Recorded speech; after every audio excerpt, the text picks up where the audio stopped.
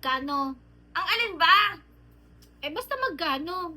Naku na, puro na lang magkano ngayong araw na to basta, pag may nangyari sa akin, kayo nang bahala. Bala ka. O talaga.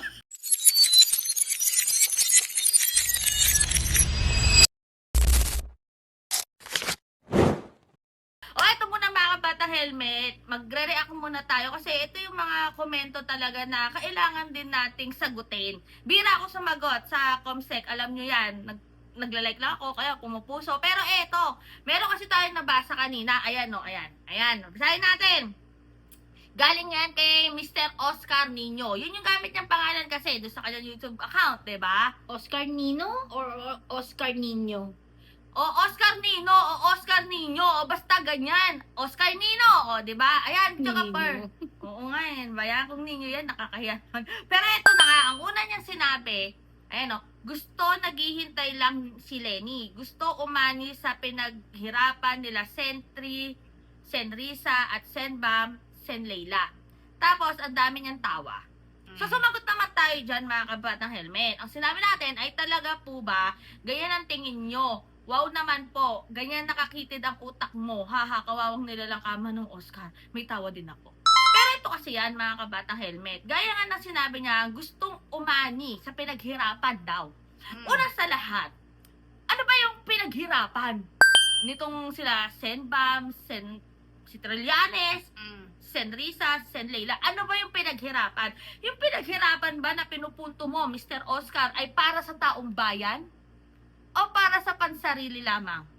Kasi, eto, si Mayor Lenny Robredo, Bidjugapar, ang ginagawa niya ngayon sa Naga ay para sa taong bayan. Ang makikinabang dito ay ang taong bayan. Pero yung sinasabi ni Mr. Oscar na naghihintay lang daw si Lenny, gusto daw umani sa pinaghirapan nila Bang, Trillanes, Risa, and Leila. Una sa lahat, ano po ba yung gusto nyo ipahiwatig yan sa pinaghirapan? About Tsaka, sa ano ba yung aanihin niya? O ano ba yung aanihin ni Lenny Robredo doon sa sinasabi mo? O, ayan, ang una mong komento. Eto, dahil sumagot nga ako, ito na yung sinagot niya. Sabi niya, ha ha ha, ano pa ba sa tingin mo nung tinakasan niya ang taong bayan noong 2022? Di ba duwag na oportunista? At ngayon, ano ang naiambag niya sa paglilinis at pagkitil ng mafia sa loob at labas ng pamahalaan? Teka lang, nawindang ako. May O, dun mafia pala. Doon muna tayo sa first sentence. Oh, sige. Sa first sentence muna. Tinakasan niya ang taong bayan noong 2022. Di ba duwag na oportunista? Paano tinakasan ni Mayor Lenny Robredo yung taong bayan 2022? Di ba nga? Talo nga? Di ba? Sabi niyo nga. Natalo. Talo. Oh, ang daming invitation Bidjugapar Oh. Rockefeller, Harvard, mga foreign countries ang nag-invite sa kanya. So, nag-benchmark na rin doon si Mayor Lenny Robredo. Hindi mo alam yon? Eh, baka hindi siya na-inform. Kaya ito, ini-inform na kita, ha, Manong Oscar? Duwag na oportunista pala ang pagbe-benchmark sa ibang bansa. Duwag na oportunista pala ang pagiging delegate, ang pagiging keynote speaker sa ibang bansa. Duwag na oportunista pala ang tawag to. Hindi mo alam na invited si Mayoral. Kaya nga. Teka lang, napaisip lang ako Di ba may naghahanap din noon, nung time na yon kay Mayor Lenny Robredo? May naghahanap din kay Mayor Lenny Robredo nung nasa na daw si Lenny. Ba't wala daw sinasabi? Una sa lahat, private citizen na nun si Mayor Lenny. Bakit nyo kasi nahanap? At, di ba, doon na nga naging Angat Buhay NGO, videographer, di ba? Angat Buhay. Pero duwag na oportunista. Okay, sige. O ito, ano daw naging ambag sa paglilinis at pagkitil ng mafia? Sino pa yung tinutukoy nyo pong mafia dito, Sir Oscar? Kasi gusto kong malinawan. At gusto kong malinawan ng taong bayan. Kasi may alam ka pala. Oo. May alam ka pala sa mafia na sinasabi mo. Sino tong mga mafia? Ha? Ito, sabi mo, mali. Sinabi mo, mafia sa loob at labas ng pamahalaan. Talaga? Sino po tong mga mafia na to? Kasi ako hindi ko alam. Baka gusto nyo pong i-inform kami. Total, sinabi nyo na. Oo. Nilabas nyo na. Oo. May proof tayo. Oo. Nilabas nyo na. Diba? Sino tong mga mafia na to? Kasi diba, pag sinabi mong mafia, aba, threat din to sa pamahalaan. Diba? Teka lang, tawagan kaya natin si Yusek, Attorney Claire. Yusek! May mafia pala. Diba? Oo, Pwede ano mong to? itanong to kay Yusek Attorney Claire. Tanong mo na rin kay Doc Shelo. Oo. Kausap ko si Prof. Shelo Magno nung isang araw. Oo. Pero tanong natin, kasi may nagsabi na may mafia pala. Oo. Eto, sumunod. O baka kaya, sabi niya, matagal at maaga pa dahil baka sakaling ma-impeach si Sara, siya ang ipapalit ni GMA at Sara. GMA? Sinong GMA? Sabi lang niya, GMA at Sara. Ito ba ay si... Channel 7? Oo, yung GMA Network ba? Baka yun. Malabo eh. Oo. Ito ba ay si Gloria Macapagal, Arroyo? Oo. Bakit naman mapapasok si GMA na naman? Ba't Ha? napunta sa picture? Kaya nga eh. Kasi ang alam ko ang hierarchy, PBBM, si Madam Sara, si Tito Sen, as Senate President. Diba? Paano napasok si GMA? Anyway, sumagot na naman ako. Sabi ko, yan ba ang bagong script nyo? Lumang tugtugin na yan, Mano. Magkano ba? Diba? Magkano ba? Hindi ko rin alam. Ang Magkano alin? ba? Ang alin? Diba? It's a general question. Magkano ba? Kasi, Ang alin? pwede tinatanong ko sa'yo, magkano ba ang presyo ng bilihin? Magkano ba ngayon ang kamatis? Hindi naman niya ako sinagot kung alin ba yung magkano. Oo. Pero eto, sinagot niya sa akin. Ha? Eto. Kilala mo ba ako? Malamang hindi. Malamang. Alam niyo, napaka-unfair mga kabatang helmet kasi ako nakikita niyo ako. Oo. Nakita niyo ako sa video, pero kayong mga nagko-comment, hindi ko kayo nakikita. Pero natatrack ko kayo. Oo.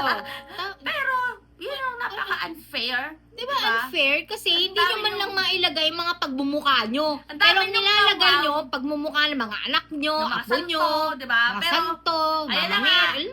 Ito, tuloy natin. I'm a senior citizen at 80 with no more further ambition in life. I'm contented with what my children in Canada is providing me. I'm most concerned now about the state of the nation. Last 2016 and 2022, I used to be a volunteer for Lenny's cause. I campaign on my own with a 1 peso compensation. I have 100 voters under me being my tenants inside my land holdings. And lastly, I used to an original, never changing as liberal since 1965. Before you accuse people of receiving money, know who they are first, okay? Nakis ba kita? Sabi ko, di ba, magkano ba? Napaka-general. Pero ikaw, inisip mo na tumatanggap ka ng pera. Nagpapabayad ka. Pero ang tanong ko lang, magkano ba? Di ba? Ang alin? Kaya nga, di ba? Ang presyo ng bilihin. Magkano na to? Magkano na ang presyo dyan kung nasa Canada ka na? Pero alam mo, Manong Oscar, good for you. Meron kang mga anak na nasa Canada and mga providers mo ngayon.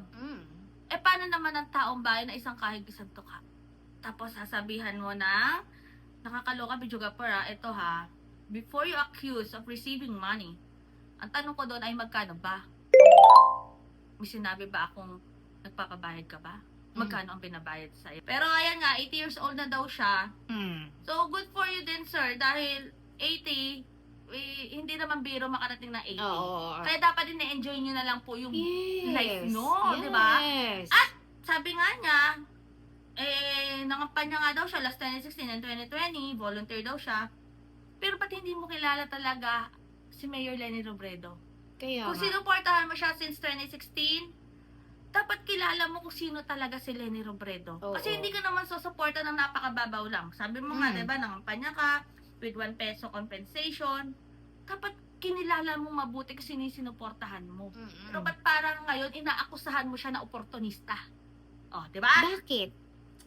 Ito, may sinagot pa. Para kang DDS. Ano ko pa naging DDS? Wow naman! Back to me! Ikaw yung unang umaungaw. Pero sa akin mo binaliktad, sa akin mo binalik. Nakakahiya naman. Yarn. Nakakaloka, diba? Parang nabasa ko na yung mga ganitong script. Yung pang nasasahol. Back to you. Ito pa. Sumagot pa rin. Sabi niya, di ba ayaw niya kalabanin mga DDS? Siya ang ipapalit ni GMA pag impeach ni Sara. Paano niyo po nalaman na ayaw kalabanin? DDS. Paano niya nasabi? Paano niyo po nasabi? Saan galing yun, di ba? Saan galing yun na yung point of view mo na ayaw kalabanin ni Mayor Leni ang DDS? And talagang sumasama dito si GMA May kapangyarihan ba si GMA? Kasi ito Manong hindi ko alam na malakas pala si GMA. Oo. para ipalit si Lenny pag Oo. na-impeach si Sara. Saang banda yun? Kasi doon ako naguguluhan. Mm-mm. Kasi parang may umaalingaw bang ganyan ngayon na issue? Paano ba siya napasok sa picture? Kaya nga doon ako nagtatakay, paano napasok si GMA? Eto, sumunod tayo. Reply na naman, you accuse me of magkano. Bumalik na naman siya sa salitang magkano. Mm. Well, I'm not a content creator nor vlogger like you are, who used to solicit and serve those benefactors of yours as a blogger who survive from the funds of their bosses. Nakakahiya sa'yo, Manong Oscar. May boss ka? Alam mo kung pwede, may boss ako kasi may trabaho ako Nurse ako Oh. May boss ako talaga, Manong Oscar. Yung boss ko, sa ospital yon. Alam mo kung pwede lang magmura dito. Nakakaloka di ba? Para sabihin na nunulisit ako. Ay, wow. Hindi mo pala ako kilala. Kasi nag-track din ako, Manong Oscar. Ngayon ka lang naman nag-comment sa video ko. At dun pa sa video ni Trillanes. Mm. Hindi ka talaga nakasubaybay mula noon. 2016, hindi. Dapat nung campaign during the Pink Movement, nandun na nakikita ko na yung presensya mo. Pero now ka lang nagsalita. At dun pa sa video na in-upload natin about Trillanes na sinasabi nga na nag-decline daw si Mayor Lenny Robredo. Tapos sasabihin mo, nanunulisit ako. Wow naman! Kahiya! Diyos ko! Ito pa. Me? I'm not any of those. I'm just a concerned citizen trying to observe what's happening in our politics. Would just like to refresh your memory that after the secret meeting of GMA and Lenny, may secret meeting pala nangyari si, Mayor Lenny Robredo sa GMA? Paano mo nalaman yan? Secret ka, di ba? Pero siguro, paano nalaman ni Manong Oscar? Oo. Kasi secret ka Secret Paano lumabas to? Di ba? Sali ka doon? Ito pa. And Lenny, and likewise the meeting of Sara and Lenny last 2023. The meeting was discovered by Sen Trillanes. Since then, Lenny is hostile against the DDS. Maybe she doesn't want to antagonize GMA and Sara. Why? Bakit lagi kasama si Mr. Trillanes? Dun sa, teka lang kasi, eto mga kabatang helmet, yung mga kasama ko sa Medics for Lenny, talagang may ka-meeting nila si Senator Trillanes. Time ng kasagsagan ng, itong last election, video gapar. Nung tumakbo mga si Senator Trillanes, Senator Trillanes sa Kamanava. Yung mga Medics for Lenny, naku, hindi ko na babanggitin dito yung mga pangalan. Basta yung mga kasama ko, ka-meeting nila si Senator Trillanes nga. Pwede kong tanong na lang to, videographer, kasi laging nandito yung pangalan ni Sentry Oo. O kaya itanong ko na lang kay Doon. saksama natin na isa pa. Para ma-validate. Kay Supremo. Oo. Kay Supremo, Yes. ibabalidate ko talaga Para to. Kasi ma-validate mo lang sabi dito, talaga. the meeting was discovered by Centril. Since then, Lenny is so silent against 3DS. Pero, paano naman nalaman ni Mr. Oscar Nino na ka-meeting si GMA, si Lenny. Tapos si Secret, Lenny at si Sara. Secret nga lang daw. Oo, Pero secret nga yun. sabi nga dito, discovered daw by Senator Trillanes. So hindi na siya secret. Oo, kasi Bakit hindi sinasabi ng dito Trillanes ni- yan? based dito sa sinabi ni Mr. Oscar. So, i-validate na lang din natin to kay Supremo. So, next, ito pa sabi niya. Gusto naghihintay lang ni Lenny. Gusto umani sa pinaghirapan. Natapos na tayo doon, nabanggit ko na yan. So, yun na yata yung last na reply niya, mga kabatang helmet. Kasi nag-reply ako ulit na sinabi ko nga na ako talaga nagsusulisit. Ikaw yung unang umaungaw dito sa channel namin. Tapos sa akin mo ibabaliktad na inaakusahan kita at ako yung nanunulis ng mga benefactors and blah blah. Nakakaloka. Pero ayan Nek-nek na. mo. Nek-nek mo nagsusulisit. 80 years old ka. No. Gumalang tayo. Pero ito, feeling ko hindi siya 80. No. Kasi, basta, nababalidate natin yan mga kabatang helmet. Tingnan na lang natin kasi i-validate din natin, i-clarify natin dito sa mga sinabi niyang tao. Di ba? I-validate ko na lang kay Sen Leila din. Ano ba yung, pwede ko naman tanong si Sen Leila Sen Leila, based sa komento na to, ano po ba yung mga pinaghihirapan nyo na si Lenny Robredo lang ang aani? Oportunista daw Oo, oportunista daw si Mayor Lenny. Oo. I-confirm na lang din natin kay Mayor Lenny Robredo. Pwede naman din. Yan ang sinasabi ko, Sa kain naga. Yan ang sinasabi ko mga bata helmet na si Mayor Lenny Robredo nagtatrabaho lang siya. Kasi kung alam mo, kung i-focus niya yung sarili niya for 2028, ito ang mangyayari. Yan yung mga examples na araw-arawin mo, pag yan ang nababasa mo, paano ka makaka-focus sa trabaho mo as mayor? Tapos lahat yan, sasagutin mo. Eh di hindi mo na nagawa yung trabaho mo as mayor. Kasi nga, di ba, nung 2016, nung vice president siya, hindi nga siya sumagot. Yun ang sabi niyang mali naman talaga niya. Dapat sinagot niya right there and then. Ha? Kaya lang kasi, pag sinagot niya yun, wala na siya ng oras doon sa mga bagay na kailangan niyang ginagawa. Pero Ayun. ayun nga mga kabatang helmet, alam niyo, Manong Oscar, kung sino man po kayo, kasi ako nakikita niyo, ako hindi kita nakikita. Pero kung yan ang paniniwala niyo, yung pagsasabi niyo oportunista si Mayor Lenny, yung pagsasabi niyo ng ganito, naghihintay lang, sana minsan mag-reflect din po kayo kung ano yung mga namumutawid, binibitawan yung salita. Diba? Kasi, good for you nga, sabi mo nga, diba? May mga anak ka na nasa Canada, nagpo-provide sila. Swerte mo. Kasi you are living the good life. Pero alam ba ng mga anak mo na ganyan ka sumagot sa SOCMED? Yun lang. Pero, yun nga. Na yan ang paniniwala mo. Na ganyan ang mindset mo. Na, being an 80-year-old. Diba? Diba? Parang, dapat, may mga kilala ko, mga 80, yung mga pasyente ko, na 80 and above.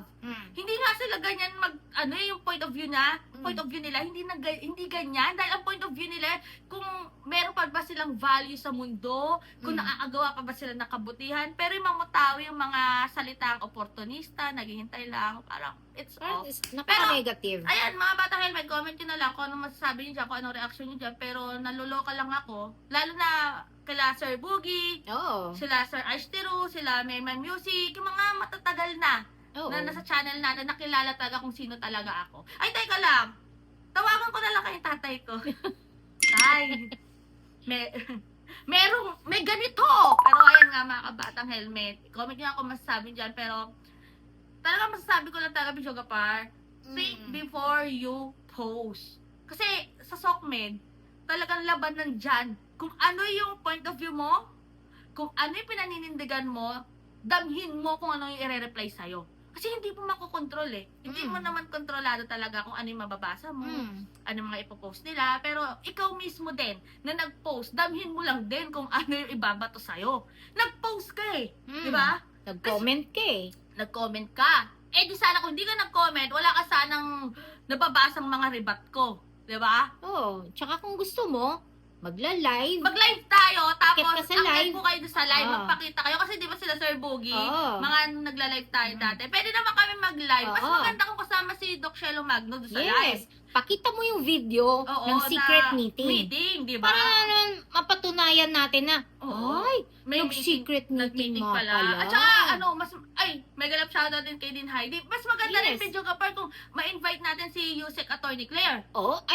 Di ba para, kasi may sinasabi si Mr. Oscar na mafia daw. Sa loob at labas. Teka nga. Parang mas maganda na meron tayong kasama na sa legal basis naman. Ano yung masasabi naman na point of view, di ba? Sa part ng government. Sa parte ng gobyerno, di ba? Ng administrasyon. Pero ayun nga, comment nyo na kung masasabi nyo dyan, mahaba ng helmet. Basta stay happy, stay healthy, and stay safe. Tayo as always! Basta see you po sa next vlog natin. Basta ako si BH. Ate ko naman si videographer. See you later mga batang helmet. Later, Ness. Basta, alam niya na. Ah. Magkano ba? Huh?